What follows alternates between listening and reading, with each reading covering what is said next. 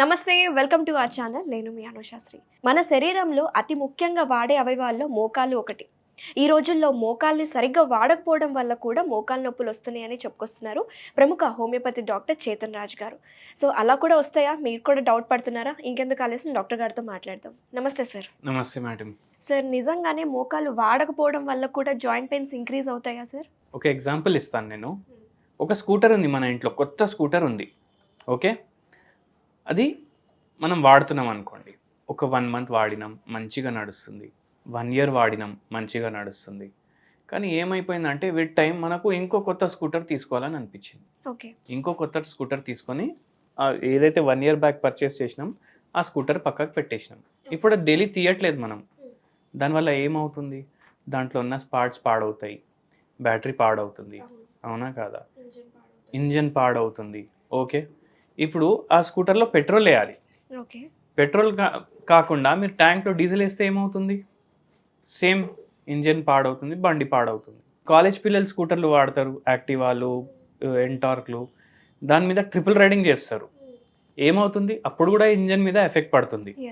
Break పట్టుకొని నడుపుతారు, స్టంట్లు చేస్తారు దాని మీద, అప్పుడు కూడా ఇంజన్ పాడవుతుంది, స్కూటర్ కూడా పాడవుతుంది. సో అట్లనే ఇప్పుడు చూడండి, మీరు సరిగా వాకింగ్ చేయకపోతే ఎట్లా బండి ఇంట్లో పెట్టేశారు, పాడైంది కదా, అట్లనే మీ మోకాలు కూడా పాడవుతాయి.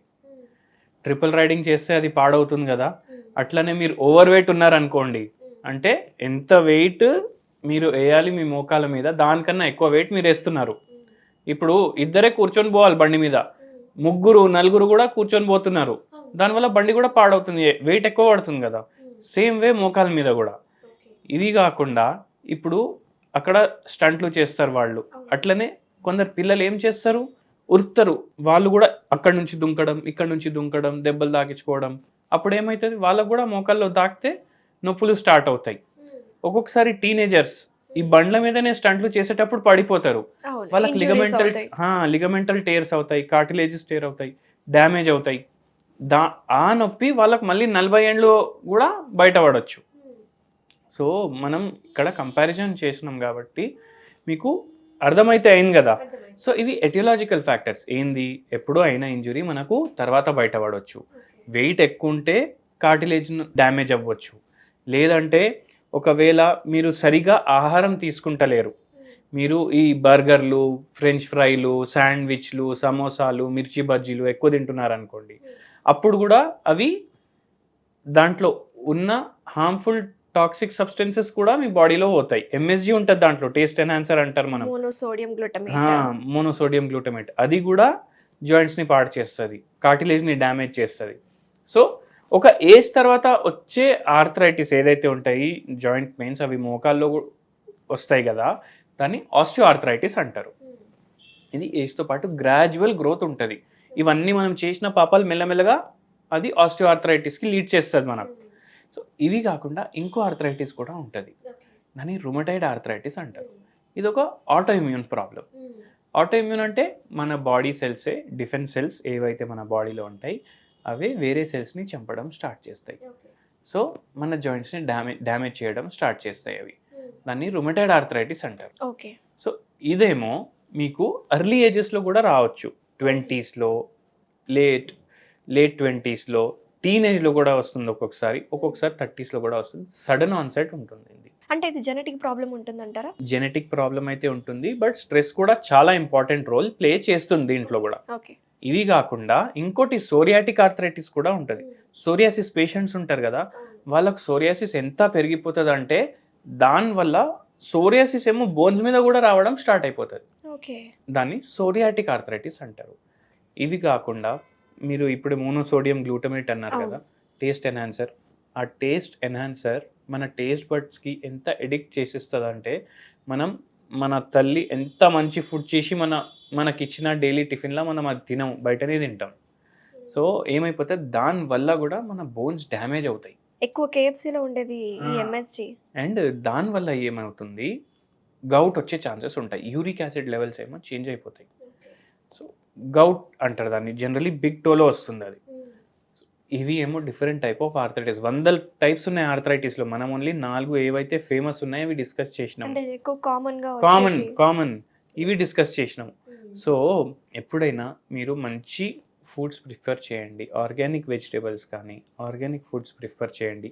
వెయిట్ ఏమో పెరగకుండా చూసుకోండి. మన వ్యూవర్స్ అందరేమో ఇంట్లో కూర్చొని వాళ్ళకున్న జబ్బులు తగ్గించుకోవడం దానికి ప్రయత్నిస్తారు. బట్ వచ్చే ముందు మనం ఈ జాగ్రత్తలు పడితే ఈ రోగాలు మనకు రావు అని అది పాటించరు చాలామంది ఇప్పుడు. సో అది చేంజ్ అవ్వాలి. Prevention is better than cure అంటాం కదా మనం. సో దాని మీద కూడా అందరూ ఫోకస్ చేయాలి. ఇప్పుడు preventive care is very important. మనం అందరము వెయిట్ నార్మల్ మెయింటైన్ చేసుకుంటూ రెగ్యులర్ ఫిజికల్ యాక్టివిటీ చేసుకుంటే మనకు ఏ రోగం రాదు. ఓకే సో అట్లా జాయింట్ పెయిన్స్ కూడా రావు. సార్, జనరల్గా ఈ రోజుల్లో మీరు అన్నట్టు వెయిట్ మెయింటైన్ చేసుకోలేకపోతున్నాం. బయట ఫుడ్, ఇష్టమైన ఫుడ్ కనిపించిందంటే మనకు ఆటోమేటిక్గా క్రేవింగ్ స్టార్ట్ అయ్యి తినాలనిపించేస్తుంది. సో బయట ఉన్న ఫుడ్స్లో ఎక్కువగా ఈ ప్రిజర్వేటివ్స్ యాడ్ చేసి, కలరింగ్ ఏజెంట్స్ ఎక్కువ యాడ్ చేసి తీసుకుంటున్నారు. సో కలరింగ్ ఏజెంట్స్ యాడ్ చేసిన ఫుడ్స్కి చిన్నపిల్లలే కాదు, మనం కూడా అట్రాక్ట్ అవుతున్నాం. ఒక్కొక్కసారి నేను కూడా అట్రాక్ట్ అవుతాం, ఒకసారి టేస్ట్ చూడాలనిపిస్తుంది. సో ఎంతవరకు హార్మ్ఫుల్ సార్ ఆ కలరింగ్ ఏజెంట్స్ తీసుకోవడం వల్ల?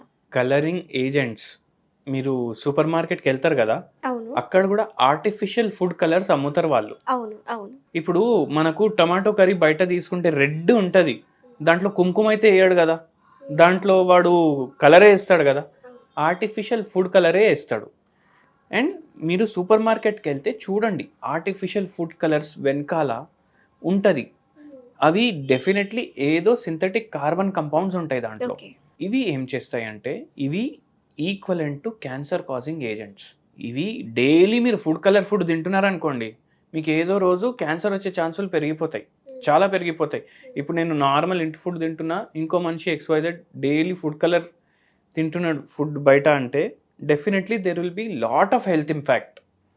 లాంగ్ రన్లో క్యాన్సర్ కూడా వచ్చే ఛాన్సెస్ ఉంటాయి వాళ్ళకు. వాళ్ళకి ఇప్పుడు తెలియదు, ఇప్పుడు తెలియదు, కొన్ని ఇయర్స్ తర్వాత బయటపడతాయి. బయటపడుతుంది. అండ్ ఇవి ఆర్టిఫిషియల్ ఫుడ్ కలర్లు అయితే బ్యాన్ చేసేయాలి మొత్తానికి. అది దేంతో ప్రిపేర్ చేస్తారు మనకు తెలియదు కదా, ఎందుకు అవి వాడాలి?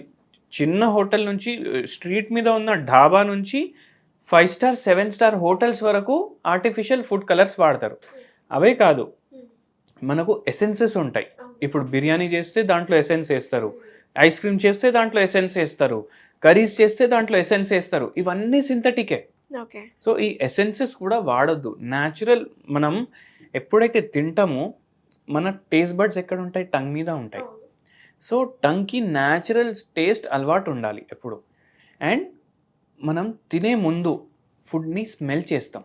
ఎస్ అవును. సో ఆ స్మెల్ కూడా న్యాచురల్ ఉంటేనే మనకు అది అలవాటు ఉండి అది మనకు నచ్చుతుంది ఫుడ్.